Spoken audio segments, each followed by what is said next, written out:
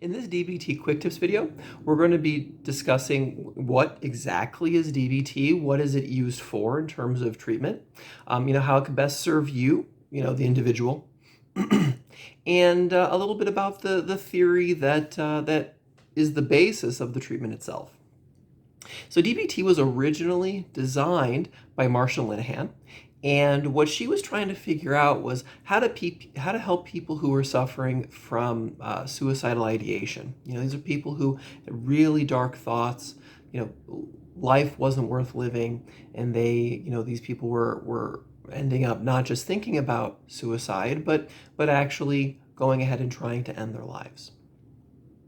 And what Marsha noticed was that this group of people, generally speaking, didn't really want to end their lives per se, but that really what they were going through was something called emotion dysregulation, where something would happen that would be very powerful for them, whether it be that day or that week or that month. And it's not necessarily that they philosophically wanted to end their lives, but more they just wanted the pain to stop. So what she discovered is this demographic often does a lot of self-harm, cutting, hurting themselves in different ways. And again, it's not philosophical. It's not that you want to hurt yourself, but what these people were discovering was that by hurting themselves, the internal pains that they were carrying with them hurt a lot less. So DBT essentially is designed for people who have a really hard time controlling their emotions, and that their emotions are so intense and so powerful that it actually leads to people wanting to end their lives without necessarily, wanting to not live, but it's just this pain is so powerful, it has to end no matter what. And so what you'll find, people who have a hard time regulating emotion, they'll have behaviors like suicide, trying to attempt suicide, thinking about it a lot, self-harm, and self-medication. A lot of drug use and alcohol abuse is quite common with people who are struggling with this problem. So the question kind of becomes, well, wait a second, what's leading people to go to these dark places? And what DBT puts forward is something called a biosocial theory to explain this phenomena. Why do people get that dark in their lives? And there are two parts to this biosocial theory. The first is biological, and the second is social. What researchers found is that people who have problems regulating their emotion, well, they're born with a deeper sense of feeling. It's not all dark, it's not all black, but really these people have intense emotions across the emotional spectrum. So these people, when they feel happy, they feel happy. Life is bright, there is color, there is amazement, there is hope. It can be oftentimes experienced as somewhat euphoric. At the same time, negative feelings are also as deeply felt. So there's a greater sensitivity that people have in the feelings they have, and that these feelings are much more frequent. The intensity is long lasting. It's usually, you can kind of think of an emotion that a person is not ruminating with as maybe lasting maybe a minute, tops two, and our emotions are constantly changing. They're changing in intensity, they're changing in type of emotion, but people who biologically are born being that much more deep in their emotional experience, well, these emotions, like I said, are constant and long-lasting, and it's a powerful experience both ways. So looking at this from the biological lens, well, emotions really are what motivate behavior. They're what push us forward, or the urge to act is really rooted in our emotions. So you can imagine a person with intense feelings that I'm describing here, well, it's very hard to restrain action.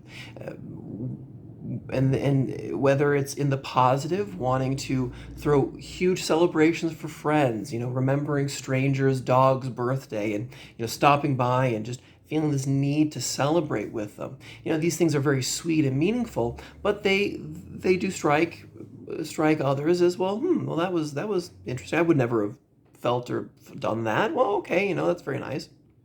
But it can get negative with the darker emotions. And that's what often gets people in trouble. It's that these emotions are pushing a person to act outside what other people who are less emotionally sensitive would be doing themselves. And from the perspective of other people, it's almost as like these actions are coming out of nowhere. What triggered this happiness? What triggered this sadness? What triggered this anger? For other people who don't feel as deeply, it's a mystery what's going on. So a really important piece to this puzzle here then, when it comes to emotional dysregulation, is that emotions are the triggers for action. It's not just what we experience, but our emotions themselves set up what we ultimately do. They provide the urges to action. Whether it's anger, sadness, happiness, these things reorganize our very biology. The way that our physiology functions is different when we're angry, heart beating quickly, blood going into the limbs, as opposed to when we're sad. And so thinking as emotions as not just experiences, but the beginnings of an action is incredibly important here. Because, ultimately it's not that the problem is we're having a feeling. It's not a problem that you feel things more deeply. If anything else, oftentimes, that can not just, and often, really not just oftentimes, but really, really intrinsically, feeling more deeply means that your life experience is more broad, is more powerful, that there's more of a sense of meaning and a sense of purpose. That's what emotions are. They're just seeking out and measuring meaning. Now, sometimes, yes, that's painful, but what changes pain into suffering is how we respond to our emotions. So, it's, these emotions are really bringing out, things that we do, behaviors coming out of nowhere, being very hard in action to organize our lives. These negative feelings and, even the positive feelings make it difficult for us to control what we're doing, whether we're impulsively dating, impulsively eating and drinking, or it, being a simple matter of, boiling down to anger. Sounds simple, but man, that's a world in of itself. So it's not that, again, the main point I wanted to press here is that it's not a matter of the feelings are a problem, but it's the behaviors that feelings motivate, and that enacting those behaviors is really what DBT is trying to come and help solve. And that it's through learning how to act differently that we're able to overcome the suffering that is part and parcel with the sort of, I don't want to say impulsive behavior, because it looks impulsive, but I really don't want to put it that way, because, again, it's almost like we have to try and reorient ourselves into recognizing and accepting that the emotional experience you're having is not the same as other people, and that the standards that other people have, well, they're just not your standards. And it's going to be important to recognize that, in the skills development we're going to do together. But it's important just in terms of setting that bar for yourself to be a little or a lot less critical, and to appreciate you're standing in a different world, and that the rules that apply for people who are less emotionally deep don't apply to you. And we have to think about ways of doing things differently because of that. And that perspective really ties into the second part here of our biosocial theory, the social aspect of things. Quite often, people who are struggling with emotion dysregulation, whether it, comes in the form of, say, borderline personality disorder or self-harming behaviors or anything similar, often there's the presence of an invalidating environment, whether in the extreme that parents or caretakers as we're growing up are severely abusive. So on top of being broad and deep in the way that you feel, your life circumstance is dramatically painful. Or even in situations where, parents and caretakers and teachers, well, they're, quote unquote, more normative, but they can't appreciate the experience you're having because literally they don't see the same color that you do.